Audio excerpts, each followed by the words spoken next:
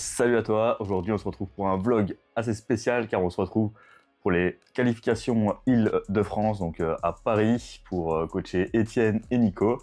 Donc là je viens d'arriver à Paris, je me suis posé, je vais aller train, je vais te montrer 2-3 clips de mes trainings, en bref, comme ça tu vois un peu ce que je fais, les 2-3 actus. Une petite séance skill tirage et renfo aujourd'hui, et demain ce sera une petite séance squat et dips, mais on va se retrouver pour le clou du spectacle demain à la compétition. Donc ils sont prêts, ils ont fait le taf avant. On a vu vraiment des belles choses, une très belle prépa. Je t'expliquerai peut-être ça un peu en amont, directement avec eux. Après de nouveau, voilà, en compétition, on va vraiment se concentrer sur le coaching en lui-même plutôt que sur le côté vidéaste. Donc mais je vais essayer quand même de te filmer les passages, l'événement et tout. On fera un petit débrief ensuite. Et voilà, donc j'ai hâte vraiment d'être demain. Et voilà, on va se retrouver pour la suite. À toutes.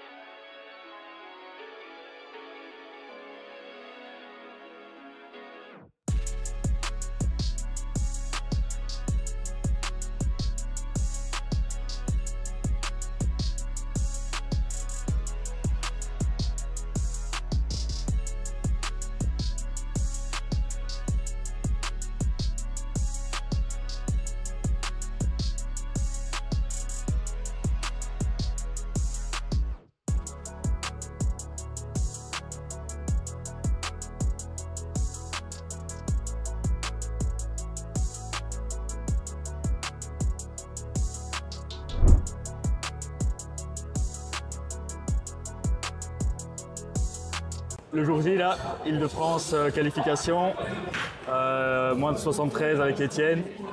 On est à la maison ici, hein. Ouais, la Courneuve, on est habitué. Allez, on vous fait le récap à la fin et c'est parti pour la guerre. Let's go. Avant de simplement te partager les passages, je préférais te partager un petit peu l'histoire qu'on a eue ensemble avec Étienne, la programmation et autres décisions qu'on a prises et qui pourraient t'aider éventuellement dans tes entraînements.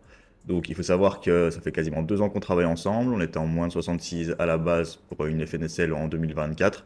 Ensuite on a décidé d'augmenter la KT en moins de 73, il est quasiment monté à moins de 75 kg de poids de corps. Et au niveau de l'approche de l'entraînement, on a fait beaucoup de viande depuis Final Rep, donc ça nous a laissé une prépa de quasiment 9 mois, avec une pratique du handstand, de la 90 degrés qui s'est débloquée, la HSPU full ROM qui est beaucoup plus clean, le one arm qui a été pas mal travaillé, avec 3-4 séances semaine de base, et puis dans les derniers blocs, on a même gardé les skills jusqu'à la dernière semaine, là où il y a eu la 90, et on a réduit le one arm à 2 séances semaine. Et ensuite, beaucoup de travail accessoire, beaucoup de bench, on a fait quasiment 3 bench semaine, beaucoup de renfo dos, beaucoup de renfo squat également, pour finalement se fixer comme objectif la compétition. Et donc les blocs avancent et on arrive sur une dernière semaine de loading. Donc en général, voilà, on monte jusqu'à la dernière semaine et je tente quasiment des maxis sur les 4 mouvements. Donc c'est une stratégie que j'aime beaucoup aborder et qui est assez efficace en général. Donc on fait une petite gamme montante en muscle up, il est passé 20 un peu difficilement en dernière semaine, un doublé à 15, il avait validé aussi un triplé à 10 en programmation, ce qui était des PR un peu surtout, donc ça c'est chouette. Chin-up qui avait très bien monté, donc il a pu valider la 70 à 2 reprises, donc dans le bloc d'avant et le bloc là. Ensuite, beaucoup de travail accessoire en lock chin-up sur la partie haute. Donc au niveau de la traction, on a implémenté aussi beaucoup de partiels basse et partielle haute. On a eu le temps d'essayer pas mal de variations et la partielle haute en lock là était vraiment bénéfique. Sur le dips, ça a bien monté aussi, donc 102,5 avec tout le travail de bench. Et le dips, globalement, on l'a gardé vraiment sous maximal. Dès qu'on met un peu lourd, ça ralentit trop et c'est pas très productif. Donc on a vraiment fait un travail très loin avec des RPE très bas, ce qui a été assez payant une fois qu'on a décidé de mettre un peu plus lourd. Au niveau du squat, on a réussi aussi à faire une énorme progression. L'air de rien, on est passé de 4x3 à 170 il y a un an à 4x6 à 170 dans un des blocs. Ensuite, on a validé 3 fois 195, 2 fois 200 et malheureusement le 215 un peu grind lors de la dernière semaine de loading. Ensuite, taper un peu plus moderne avec 2 séances plus ou moins de loading assez légères quand même, plus une séance priming et on arrive le jour J assez près.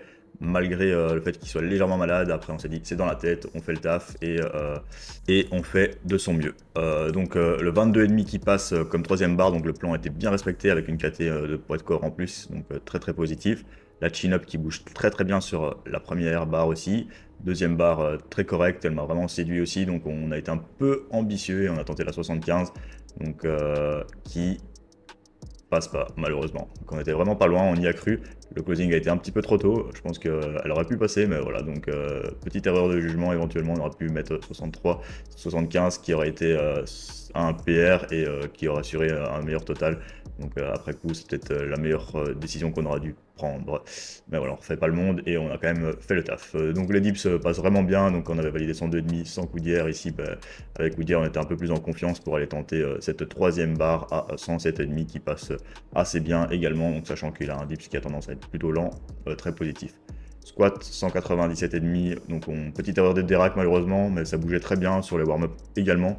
Et là, Miss Groove, donc il a shooté un peu en arrière. Je pense qu'après coup, j'aurais dû lui dire de pousser un peu plus en avant de ses pieds. Là, je lui avais dit d'avancer ses genoux. C'était peut-être pas la meilleure cuse à penser.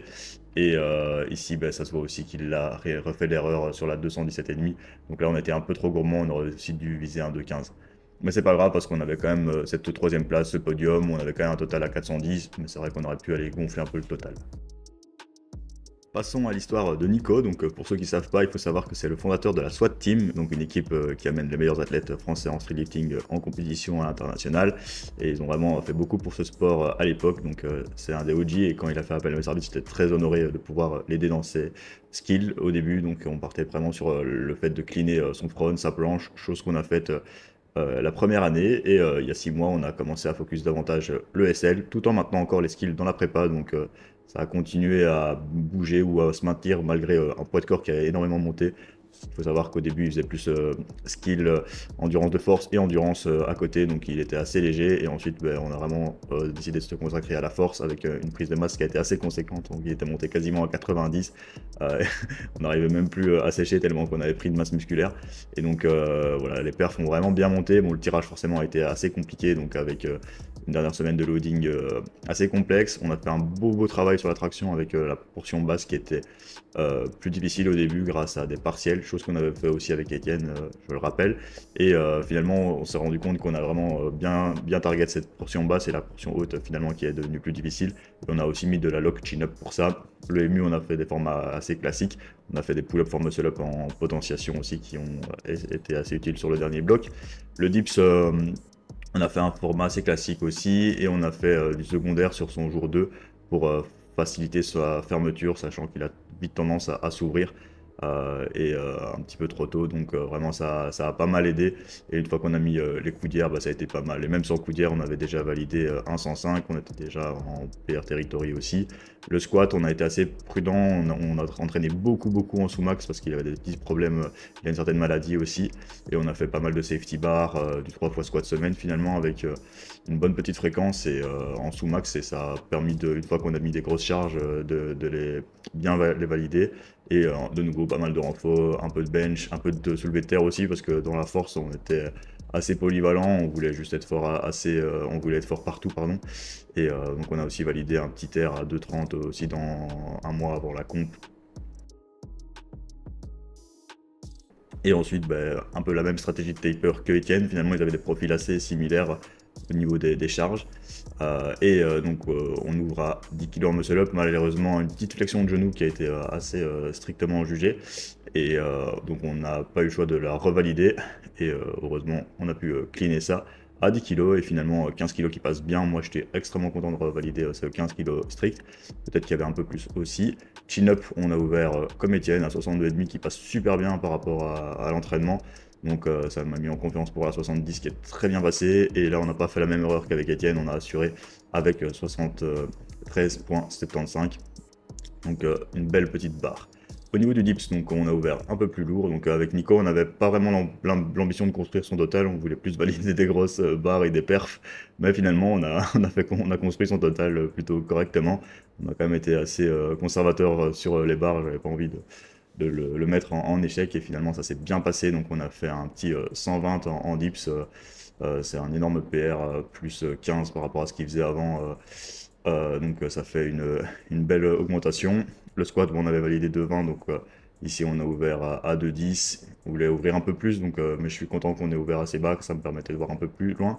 On a fait un gros jump aussi à 2,25, même si on voulait faire des plus petits jumps. Et là, un petit 2,32,5 en dernière barre de la compète qui lui assurait la 3e place, donc il y avait une place à jouer. C'était un super match, c'était vraiment très très chouette contre Mathieu. Finalement, on valide un petit total à 440. Super compétition de Nico. Ok, donc on a fini les compètes, les 2 jours, Etienne et Nico. Dans l'ensemble, très très positif. Donc c'était quoi ce que c'est la donne de la compète de ton côté, Etienne? Ouais, très bien dans l'ensemble. Un tout petit peu déçu du squat, mais vraiment on parle de 5 kilos, sinon tout est réussi. On a PR plus 7,5 sur la comp et on a fait 3e, donc super satisfait. Ouais, faire 3 petites choses qu'on aurait pu optimiser, mais dans l'ensemble, ça aurait pu être un peu mieux. Très bien, très bien. Et toi, Nico, ça donne quoi? Bah moi très très satisfait, 110%, franchement le job a été fait, plus que satisfait. Donc on arrive à 440, je m'étais dit 420 au minimum, le reste c'était du bonus. Donc on a été chercher 440, 3e place. 12 sur 12, ouais, 11 sur 12, petit premier muscle-up qui était un peu moins bien. Juste le muscle-up qui était un peu moins en dessous de ça, mais tout le reste, franchement, encore même plus que ce que j'espérais. C'est ça, que des PR, formidable. Que du bon. Merci Excellent. à tous.